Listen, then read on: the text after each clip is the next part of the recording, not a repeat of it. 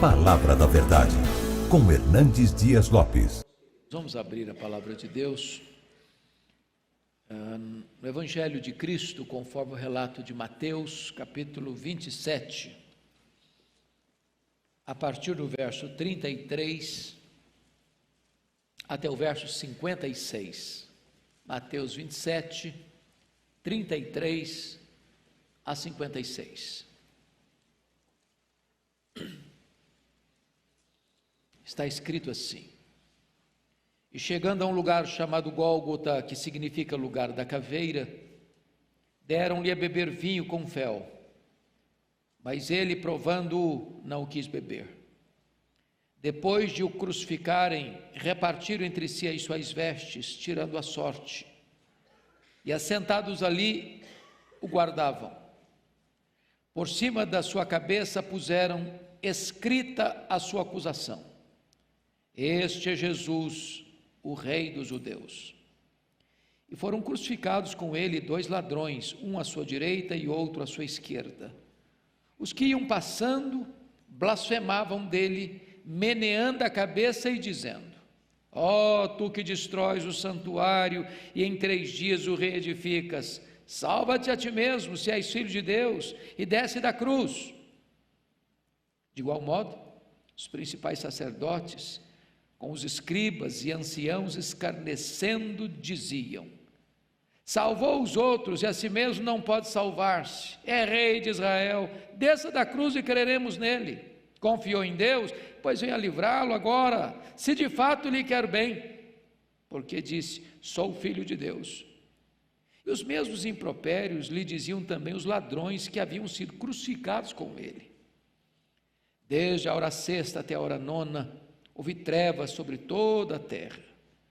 Por volta da hora nona, clamou Jesus em alta voz, dizendo: Eli, Eli, lama sabachthani, que quer dizer: Deus meu, por que me desamparaste? E alguns dos que ali estavam ouvindo isto diziam: Ele chama por Elias. E logo um deles correu a buscar uma esponja e, tendo-a embebido de vinagre e colocado na ponta de um caniço, deu-lhe a beber. Os outros, porém, diziam: Deixa, vejamos se Elias vem salvá-lo. E Jesus, clamando outra vez com grande voz, entregou o Espírito. Eis que o véu do santuário se rasgou em 2 partes, de alto a baixo, tremeu a terra, fenderam-se as rochas, abriram-se os sepulcros, e muitos corpos de santos que dormiam ressuscitaram. E saindo dos sepulcros, depois da ressurreição de Jesus, entraram na cidade santa e apareceram a muitos. O centurião e os que com ele guardavam a Jesus, vendo o terremoto e tudo o que se passava, ficaram possuídos de grande temor e disseram: Verdadeiramente, este era Filho de Deus. Estavam ali muitas mulheres observando de longe, eram as que vinham seguindo a Jesus desde a Galileia para o servirem. E entre elas estavam Maria Madalena, Maria, mãe de Tiago e de José, e a mulher de Zebedeu. Irmãos, eu quero conversar com vocês hoje sobre o tema: a cruz de Cristo, o maior drama da história. E a primeira declaração que quero fazer é que a cruz de Cristo é pré-histórica. A cruz de Cristo é pré-histórica. Em outras palavras, ela estava incrustada no coração de Deus, mesmo antes de Deus criar os céus e a terra. E eu queria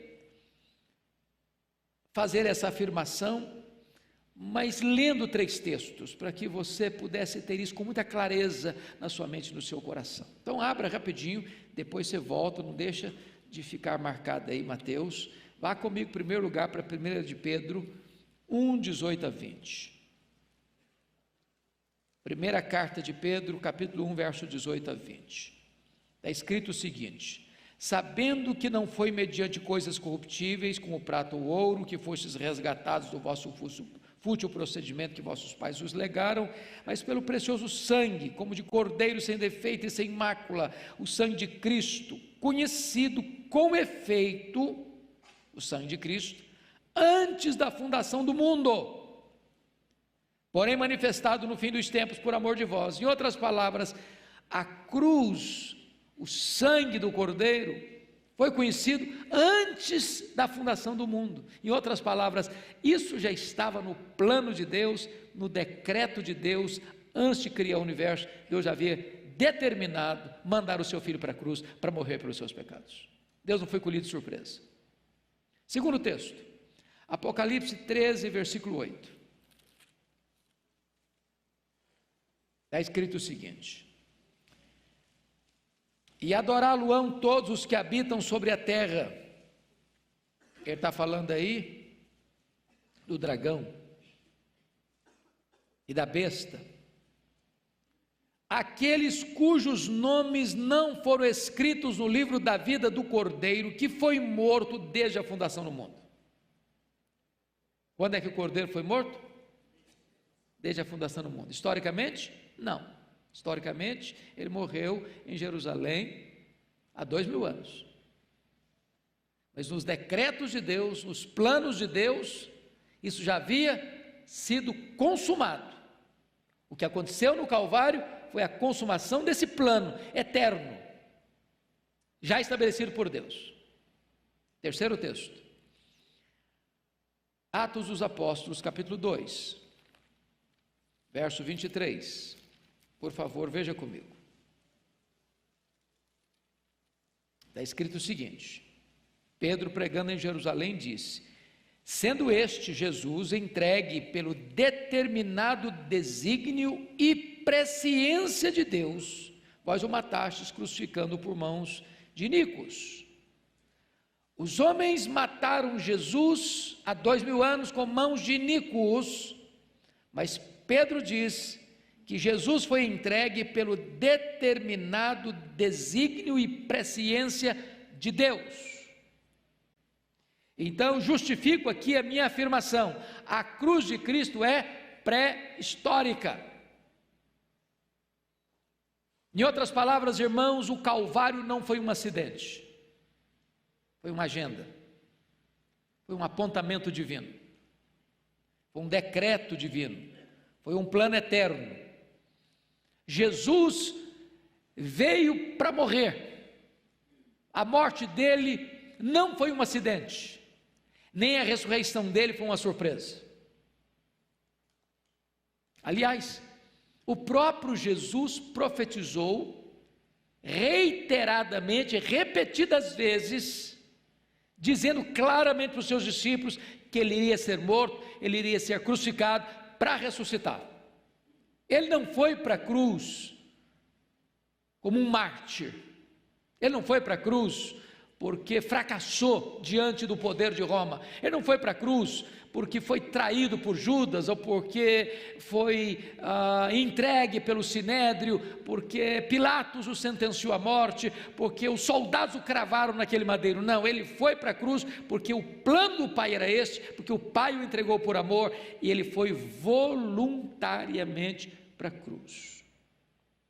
Então, é importante entender que o Calvário, de fato, é o maior drama da história, porque lá na cruz, duas verdades gloriosas aconteceram. Primeiro, ali foi o palco da justiça de Deus. Ali Deus puniu exemplarmente, completamente, exaustivamente e totalmente os nossos pecados. Não em nós, no seu Filho.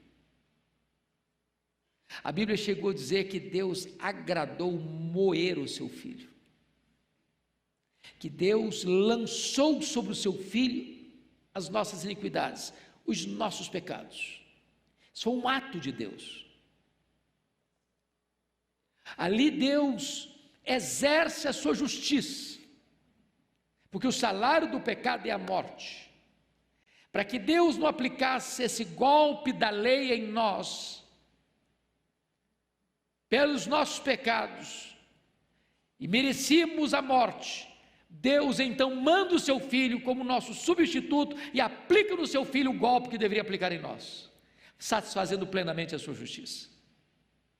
Mas a cruz é outro palco, não só da justiça de Deus, mas a cruz é o palco mais eloquente do amor de Deus, porque notem vocês que a Bíblia diz que Deus não poupou o seu próprio Filho, antes por todos nós o entregou. Qual a motivação de Deus? Porque Deus amou o mundo de tal maneira que deu o seu Filho unigênito. Então, se você quer saber qual foi a causa da cruz, foi o amor de Deus por você. Por que Cristo morreu? Ele morreu pelos seus pecados. Bom, dito isso, irmãos, eu gostaria que nós pudéssemos então olhar essa cena do Calvário. Então vamos olhar o drama da cruz. Primeiramente, as acusações contra Jesus na cruz. Se você notou o registro bíblico que nós lemos, você vai encontrar que Jesus foi acusado pelo Estado e Jesus foi acusado pela religião. As duas frentes se unem para acusarem a Jesus. O povo amotinado e insuflado pediu sua condenação. Chamaram testemunhas, ele foi acusado, ele foi julgado, ele foi sentenciado, ele foi condenado à pena de morte. Mas diz o texto bíblico que as acusações eram falsas, que as testemunhas foram subornadas e que a sua condenação foi um dos mais perversos erros judiciais da história. De que ele foi acusado? Primeiro, confira comigo, verso 37, olha o que está escrito aí: por cima da sua cabeça puseram escrita a sua acusação. Aquela placa, aquela tabuleta de madeira que foi pregada sobre a cabeça de Jesus na cruz, não era nada menos do que a acusação contra ele. Em outras palavras, é por isso que ele está morrendo. Ele se fez rei, e como Israel estava debaixo do domínio de Roma, quem se fizesse rei estava conspirando contra César. Era uma insubordinação, era uma rebelião, era uma conspiração contra o governo de Roma. E então fazem questão de dizer que ele foi crucificado porque ele foi acusado de se fazer rei. E se vocês notaram, esta acusação, ela foi grafada, segundo os outros evangelistas, na língua hebraica, na língua grega e no latim. E significa o hebraico a língua da religião, o grego a língua da filosofia e o latim a língua da lei romana. Em outras palavras, a religião, a filosofia e a lei se unem para acusarem Jesus, para matarem Jesus. Que outra acusação teceram contra ele? Olha comigo o versículo 40, a parte B do versículo 40. Ó tu que destróis o santuário e em 3 dias o reedificas, salva-te a ti mesmo, se és filho de Deus, desça da cruz. Preste atenção que o ponto aqui da acusação é que ele se apresenta como filho de Deus. Vocês se lembram lá no Sinédrio? Quando o sumo sacerdote, sob juramento, faz a pergunta: mas quem é você afinal de contas mesmo? E quando ele se apresenta como filho de Deus, o que é que o sumo sacerdote fez? Rasgou o seu manto, e todos gritaram: blasfema, é digno de morte. Então a outra acusação que fizeram contra Jesus foi a acusação de blasfêmia.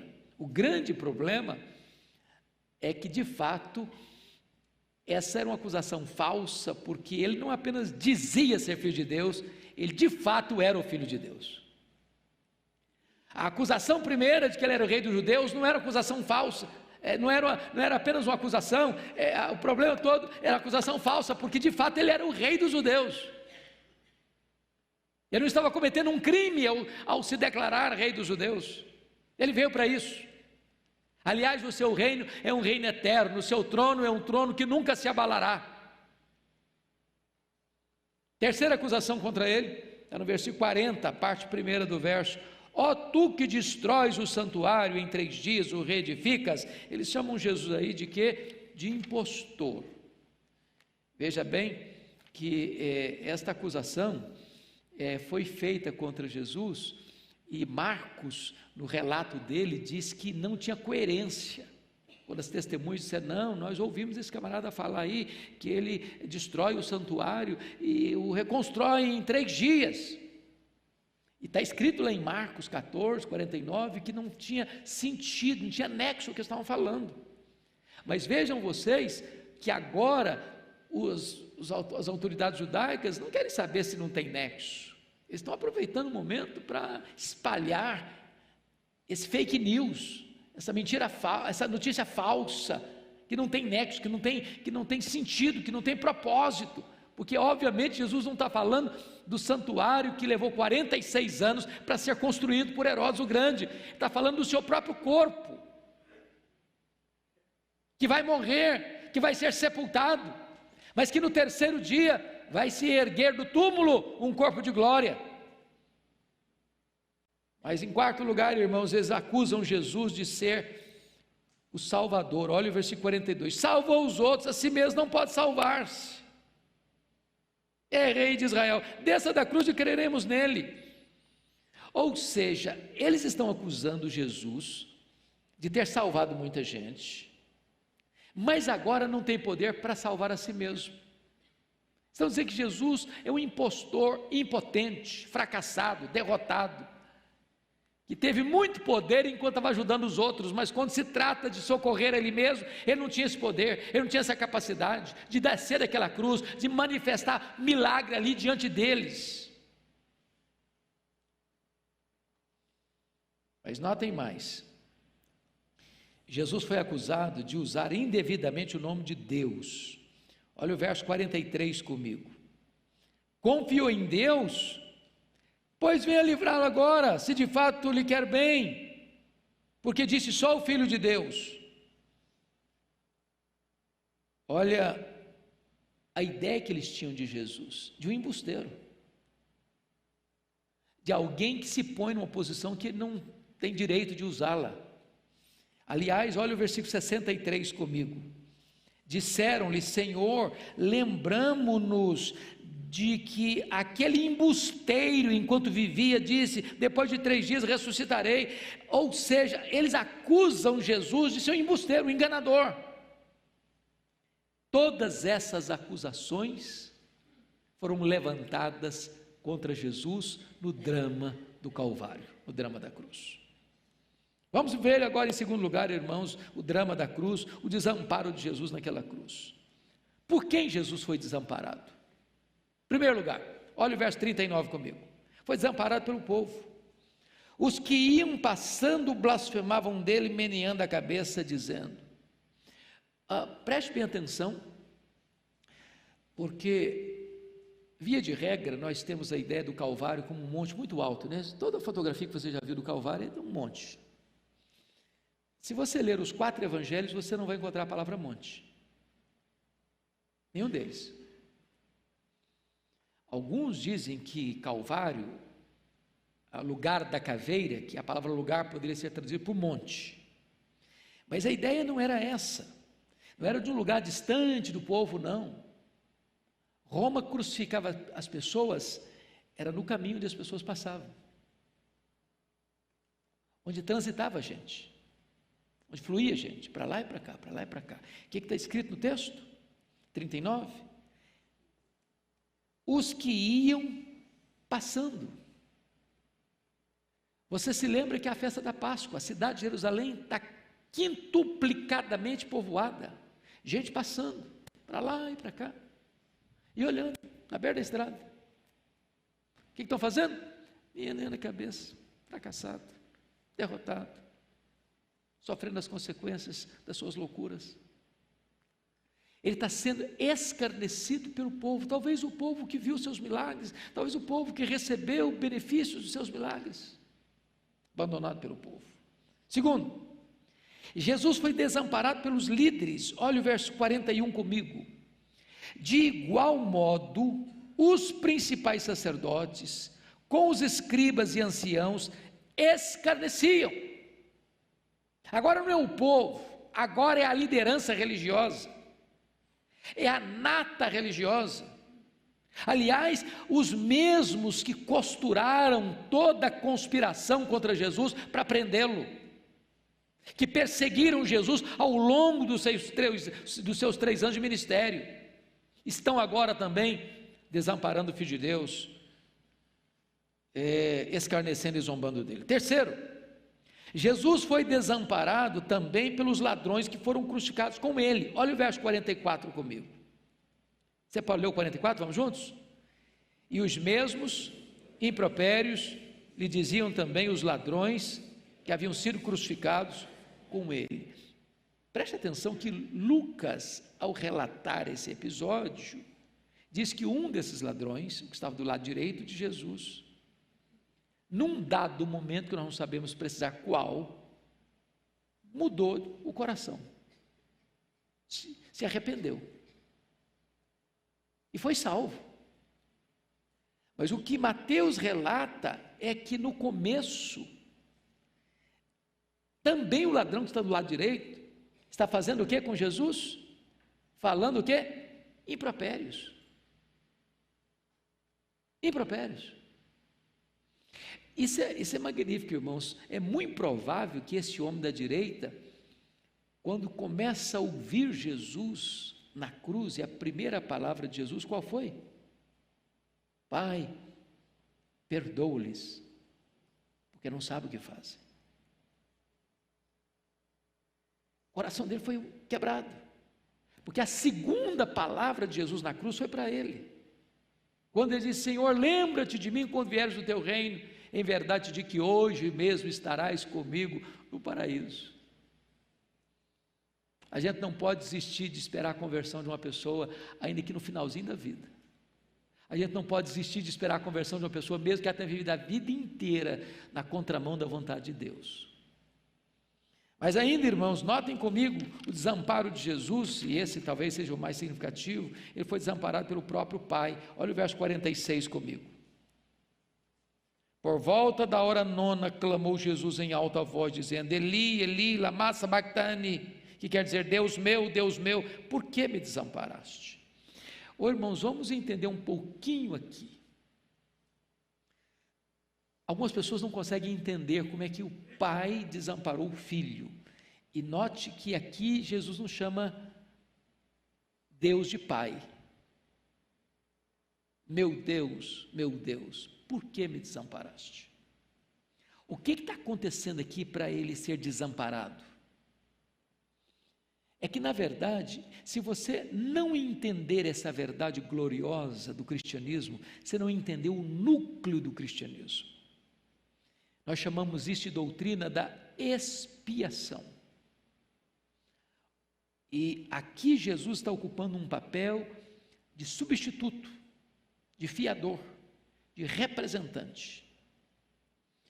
De tal maneira que a linguagem de Isaías 53 se cumpre como que literalmente aqui. Naquele momento que Jesus vai para a cruz, diz Pedro 2,24, primeira carta, que ele vai carregando sobre o seu corpo, no madeiro, os nossos pecados. Ou seja, o maior peso daquela cruz não era a madeira, eram os nossos pecados. E a Bíblia diz que quando Jesus estava lá na cruz, Deus lançou sobre ele a iniquidade de todos nós. Pecados das pessoas que viveram antes dele, pecados das pessoas que viveram no tempo dele, e pecados das pessoas que viverão para frente ainda de nós. Naquele momento, diz a Bíblia, que não havia beleza nele, até o sol escondeu o rosto dele. Naquele momento ele foi feito pecado por nós, ele foi feito maldição. Naquele momento, a Bíblia diz que a lei exigiu a morte dele, porque o salário do pecado é a morte. Então agradou ao Pai moê-lo, porque o meu, o seu, o nosso pecado estava nele. E nesse momento ele não pode ser amparado, porque nesse momento ele vem morrer pelos nossos pecados. Ele é desamparado por Deus para que você e eu fôssemos amparados. Ele foi golpeado pela lei de Deus para que você e eu pudéssemos receber a graça. Ele bebeu o cálice amargo da ira de Deus, que o fez recuar com assombro no Getsêmani, para que você bebesse a água da vida. Ele satisfez a completa justiça de Deus, para que agora a salvação fosse oferecida para você de graça. Em outras palavras, Jesus não morreu naquela cruz apenas para possibilitar a sua salvação, ele morreu para salvar efetivamente você, ele morreu pelos seus pecados. Isso é glorioso. Ele foi desamparado para que nós pudéssemos ser salvos por toda a eternidade. No drama da cruz, vamos entender outra coisa: as palavras de Jesus naquela cruz. As palavras de Cristo na cruz podem ser divididas em 3 categorias. Primeiro, palavras em relação às pessoas. Primeiro, palavra de perdão: Pai, perdoa-lhes, porque não sabem o que fazem. Segundo, palavra de salvação: hoje mesmo estarás comigo no paraíso. Terceira palavra, palavra de afeição: mulher, eis aí o teu filho, filho, eis aí a tua mãe. Prestem bem atenção que Jesus está na cruz e ele está pensando nos outros. Palavra de perdão, palavra de salvação, palavra de afeição. Depois nós temos na cruz as palavras de Jesus em relação a Deus. Primeiro, palavra de desamparo: Deus meu, por que me desamparaste? Acabamos de falar sobre isso. Segundo, aliás, terceiro, agora as palavras em relação a si mesmo. Primeiro, palavra de agonia: tenho sede. Segundo, palavra de vitória: está consumado. Terceiro, palavra de rendição: Pai, nas tuas mãos eu entrego o meu espírito. E as palavras em relação a si mesmo, notem vocês que tem muito importante o significado aqui. Palavra de agonia: tenho sede, mostra o seguinte: ali na cruz era o homem sofrendo como se você estivesse lá. Ele não sofreu menos, ele sofreu mais, plenamente. Sede, cãibras, dores, agonia, asfixia, tudo isso. Palavra de vitória: está consumado. Está dizendo o seguinte: olha, tudo agora está resolvido, está pago. Eu estou quitando aqui. Nas palavras do apóstolo Paulo, lá em Colossenses, é como se ele estivesse rasgando o escrito de dívida contra você. Você não tem mais débito no tribunal de Deus. Você que creu nele, você está justificado, está consumado.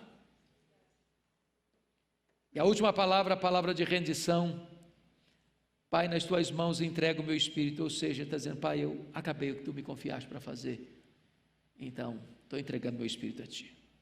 Mas eu quero concluir no drama da redenção falando do impacto da morte de Jesus Cristo na cruz. Vamos ver algumas coisas interessantíssimas aqui. Primeiro, o sol escondeu o seu rosto e as trevas encheram a terra. Versículo 45. Você pode ler versículo 45 comigo? Vamos lá?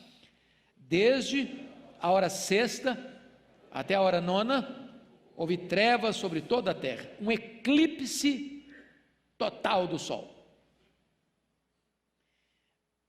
Eu quero crer, e a maioria dos comentaristas entendem da mesma maneira, que esse eclipse não foi apenas em Jerusalém, mas em toda a terra, em todo o mundo. É curioso, irmãos, que quando Jesus nasceu, houve luz à meia-noite, e quando Jesus morreu, houve trevas ao meio-dia. Se você está observando, A natureza fazia coro e se identificava com o sofrimento do Filho de Deus. Segunda coisa, acabou a hierarquia espiritual. Veja o versículo 51 comigo. Vamos ler juntos? 51. Eis que o véu do santuário se rasgou em duas partes, de alto a baixo, só até aqui. Acho que todos vocês conhecem esse contexto, né? Que véu é esse? Esse véu recua lá o tabernáculo. Lembra do tabernáculo móvel que foi feito no deserto? Deus mandou Moisés fazer? E tinha um pátio, e tinha um lugar santo, e tinha um lugar santíssimo. Que havia uma cortina que separava o lugar santo do lugar santíssimo. No lugar santo os sacerdotes podiam ir. Lá tinha a mesa dos pães da proposição, lá tinha o altar de incenso e lá tinha o candelabro, as luzes. Mas entre o lugar santo e o lugar santíssimo, o santo dos santos, ficava uma cortina grossa. Só o sumo sacerdote podia entrar para além daquela cortina, onde ficava a arca da aliança, uma vez por ano, para fazer a expiação pelos pecados do povo. Quando essa cortina parte não de baixo para cima, mas de cima para baixo, está dizendo o seguinte: acabou o sistema judaico, acabou a matança de cordeiro, acabou a necessidade de você precisar ir a um sacerdote para que esse sacerdote represente você diante de Deus. Acabou agora qualquer mediação humana na sua relação com Deus. O véu foi rasgado de alto a baixo, significa o seguinte: todos nós agora temos livre acesso à presença de Deus. Todos nós fomos constituídos em sacerdotes, que temos livre acesso à presença de Deus. Louvado seja o Senhor. Que verdade bendita. Resultado da morte do Senhor Jesus Cristo. Mas em terceiro lugar, irmãos, o versículo 51b diz que tremeu a terra, e em outras palavras, abalou e mudou as estruturas engessadas. Você se lembra que quando a lei foi dada, o Monte Sinai tremeu também. Mas quando Jesus morreu, tremeu a terra. É um abalo sísmico. E isso revela para nós, meus amados irmãos, que com a morte de Cristo, toda a estrutura que parecia sólida é abalada, é afetada por este glorioso evento da morte de Cristo. Estruturas políticas, estruturas econômicas, estruturas sociais, estruturas morais, estruturas religiosas, estruturas espirituais, tudo isso foi abalado por este maior acontecimento da história, a morte de Jesus Cristo naquela cruz. Quarto, destruiu a dureza das pedras, porque o verso 51 termina dizendo o seguinte: e fenderam-se as rochas. Não apenas rochas, mas os homens pedra também foram abalados. E eu acho isso glorioso, porque agora você vê a conversão de um Saulo de Tarso, violento. Agora você vê a conversão de um Agostinho de Hipona, devasso. Agora você vê a conversão de um Martinho Lutero, religioso idólatra. Agora você vê as pessoas menos prováveis se rendendo aos pés do Salvador, e a dureza do coração do homem é quebrada, como aquelas rochas se fenderam no dia que ele morreu na cruz do Calvário. Não há dureza que a morte de Cristo não possa quebrar. Finalmente, e eu termino aqui, a morte de Cristo destruiu o poder da morte. Veja o verso 52 comigo. Abriram-se os sepulcros e muitos corpos de santos que dormiam ressuscitaram. Preste atenção numa coisa. Algumas pessoas, fazendo a leitura apressada do texto, dizem: não, mas então como que Jesus foi as primícias dos que dormem, se ele ao morrer, gente ressuscitou? É que essas pessoas que ressuscitaram aí, quando Jesus morreu, ressuscitaram com um corpo físico, mortal, corruptível como o nosso, como ressuscitou a filha de Jairo, o filho da viúva de Naim, como ressuscitou Lázaro. Essas pessoas que ressuscitaram voltaram a morrer. Elas ressuscitaram com um corpo igual o nosso aqui. Jesus foi o primeiro que ressuscitou com um corpo de glória. Por isso ele é a primícia dos que dormem. Ele é o primeiro da fila. Nós teremos no dia da ressurreição um corpo semelhante ao corpo da sua glória. Mas quando Jesus morre e os mortos ressuscitam, ele está dando um recado, ele está dando uma mensagem. E a mensagem é essa: a morte não tem mais a última palavra. A morte não tem mais poder sobre nós. O túmulo gelado não é mais o nosso último endereço. A morte morreu na morte de Cristo. E Paulo diz que foi lá dentro da morte, arrancou o aguilhão da morte e matou a morte com a sua morte ao ressurgir dentre os mortos. A morte foi vencida. E Paulo então é como se olhasse para a cara da morte, para a carranca da morte e perguntasse: onde está a morte, a tua vitória? Onde está a morte, o teu aguilhão? Tragada foi a morte pela vitória. Graças a Deus que nos dá a vitória por intermédio de nosso Senhor Jesus Cristo. Bendito seja Deus. Amados irmãos, eu gostaria então de concluir dizendo o seguinte: quando Jesus morre, o verso de número 54 nos informa que o centurião, quem era o centurião? O que é um centurião? Uma pessoa que cuida de quantos soldados? 100 soldados. O centurião era aquele homem do poder militar de Roma que liderou o processo da crucificação de Jesus. Ele era o responsável. Todos os outros soldados estavam ali debaixo do comando dele, da autoridade dele. Ele era a autoridade máxima nesse processo da crucificação. Então, este homem era a pessoa que estava ali não só observando, mas ele estava ali controlando tudo, para não haver nenhum problema. Qual a conclusão dele? Versículo 40 e 54, o centurião e os que com ele guardavam a Jesus. Guardar a Jesus não é proteger Jesus, não. Eles estavam ali para que não houvesse nenhum fato que contrariasse a crucificação dele, por ordem de Roma. Vendo o terremoto e tudo o que se passava, ficaram possuídos de grande temor e disseram: verdadeiramente este era Filho de Deus. Ou seja, o maior inimigo que está responsável para executar Jesus, reconhece cometer um erro, que de fato ele era o Filho de Deus. Agora preste atenção mais. Na cruz, Jesus Cristo venceu quem, irmãos? Quem ele venceu na cruz? Ele venceu o diabo. Qual foi a profecia de Gênesis 3,15? Da semente da mulher nascerá aquele que é o quê? Esmagará a cabeça da serpente. Foi na cruz que Jesus esmagou a cabeça da serpente. Lá ele expôs os principados e potestades ao vexame, ao opróbrio, à derrota.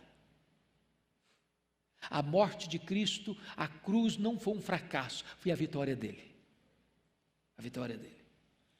Mas, prestem bem atenção, que na cruz, Jesus Cristo nos justificou, nos perdoou, nos reconciliou com Deus e nos deu a sua paz. A cruz de Cristo é a nossa morte para o pecado. A cruz de Cristo é a nossa mensagem. A cruz de Cristo é a nossa própria glória. Paulo diz: eu não vou me gloriar em nada mais, senão na cruz de Cristo. Paulo diz: eu não vou pregar outra coisa a não ser Cristo e este crucificado. Talvez nós pudéssemos dizer, como nós cantamos: eu amo a mensagem da cruz. Vamos orar ao Senhor. Curva sua fronte, por gentileza.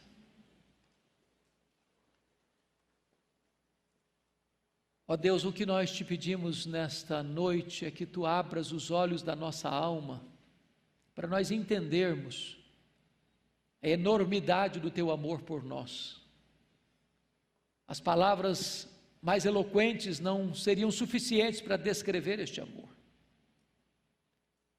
Porque tu planejaste isto lá antes de tu criares os céus e a terra. A cruz nunca se afastou dos teus olhos, do teu coração. Mesmo com a rebeldia, mesmo com a desobediência, mesmo com a dureza do nosso coração, tu mantiveste o teu plano, sem mudar uma vírgula. E então a tua palavra diz que na plenitude dos tempos Jesus Cristo veio, nascido de mulher, nascido sob a lei, e ele nasceu para morrer, ele nasceu como cordeiro que tira o pecado do mundo, cordeiro que foi morto, mas está vivo pelos séculos dos séculos. Ó meu Deus, não deixe que o nosso coração se afaste da mensagem da cruz, não deixe que os nossos olhos se percam nos brilhos deste mundo, sem deixar de olhar para a cruz. Ali está a nossa vitória, ali está o nosso triunfo, ali está a nossa esperança, ali está a nossa própria glória, ali está a nossa mensagem, ali está a razão da nossa vida, porque foi naquela cruz que ele verteu o seu sangue para nos limpar do pecado e nos reconciliar contigo. Agora rogamos-te, Deus, aplica esta palavra ao nosso coração aqui nesta noite, para que saiamos daqui debaixo deste refúgio bendito e eterno, o refúgio da cruz. Assim oramos, em nome de Jesus.